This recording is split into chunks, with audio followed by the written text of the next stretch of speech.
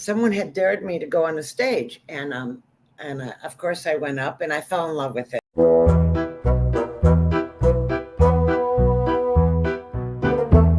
Because I always had humor, and I always joked about everything, because that's how I kind of saved myself, was through trying to laugh through all of it, all of the horribleness that I had, and it was horrible.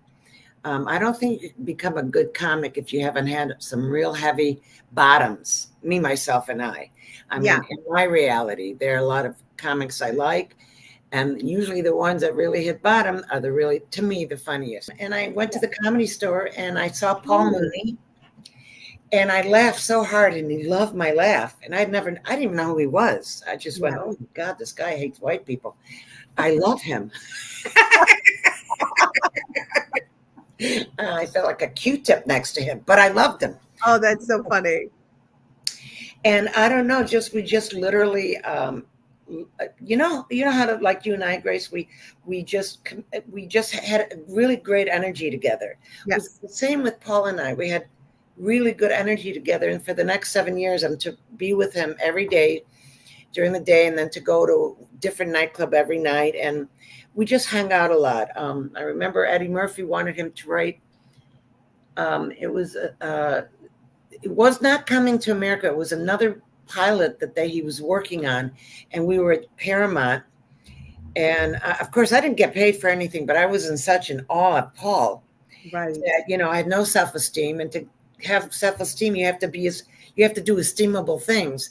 And I was too coked out to do esteemable things. So I just would let people do whatever and take whatever words out of my mouth, because I just didn't have that courage yet. Sure. I have liquid courage, but I didn't have organic courage yet. Got it. Yes. So what happened is I every night would be a different night. One night, I'll tell you 2 different nights. One night I wanted to score, and my friend picked me up. He was this lovely gay guy, and we went to score. And he said, I'm not going to tell you who it is. And he had a huge Cadillac.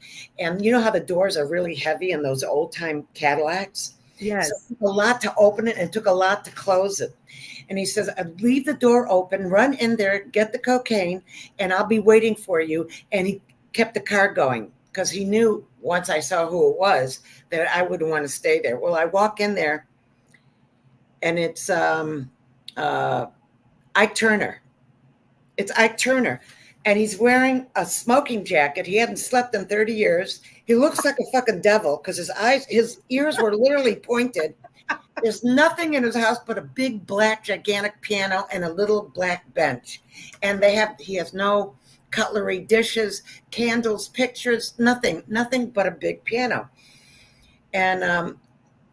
And a spoon, because all addicts always have spoons. You got to have that spoon to heat it up. Wow. I'm just saying, for any of you. Allegedly, yes. No, for real, not allegedly. I know, but just to cover our asses, allegedly. Oh, okay, allegedly. Allegedly, he had a spoon. Never mind, he had a smoking jacket. He should have smoked instead of me. So he says to me, well, and I hear Don's car, that he's revving up the Cadillac. I could hear he's real antsy. And he put the bag of cocaine on top of the piano, and I'm trying to figure out, how do I get this coke without him doing to me what he did to Tina Turner? Because I haven't even earned it yet. You know what I mean?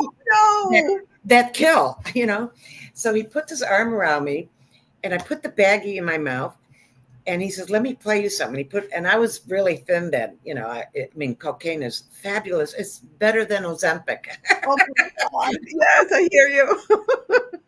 And so he puts his arm around me, starts playing, and I elbowed him. He was so thin that I'm like a Jewish feather. He was like a very thin feather. Like I'll still have pulkeys on my legs, because I'm Jewish. So I'm never heroin thin. Jews don't get heroin thin. You know what I mean? Oh, you know what I'm saying? Like Italians. Got the meatball thighs. You know what I'm saying? But yes, I do know. But tiny everywhere else. So I knock him out. He falls over. I run out of the house. I get in Don's car, and that's just like one of the many, many adventures.